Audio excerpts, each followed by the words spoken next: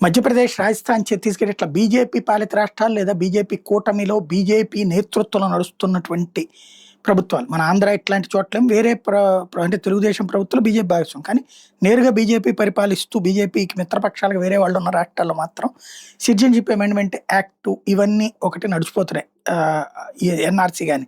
అన్నిటికంటే ముఖ్యమైనటువంటిది వీళ్ళు చేసుకొస్తున్నదేంటంటే ఇక్కడ బంగ్లాదేశోడో, పాకిస్తానోడో లేకపోతే గనక బర్మా వాళ్ళు ఇక్కడ ఏం చేసేస్తున్నారు, వాళ్ళ పిల్లలు 5 ఏళ్ళో, 10 ఏళ్ళో ఉన్నోళ్ళని పట్టుకొచ్చేసి బర్త్ సర్టిఫికేట్ ఇక్కడ క్రియేట్ చేస్తున్నారు. తద్వారా ఇక్కడ పౌరుల కిందకు చూపెట్టేస్తున్నారు.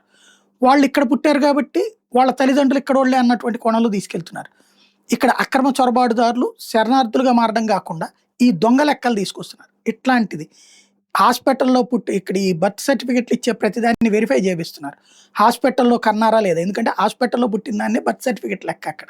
అది అవునా కాదా? లేదు ఇంట్లోనే కన్నారంటే ఇంటి దగ్గరికెళ్ళి వెరిఫికేషన్. తద్వారా దొంగ బర్త్ సర్టిఫికేట్లు వేలకు వేలొస్తున్నాయి. మహారాష్ట్రలో ఈ వారంలో 2000 పట్టుకున్నారు.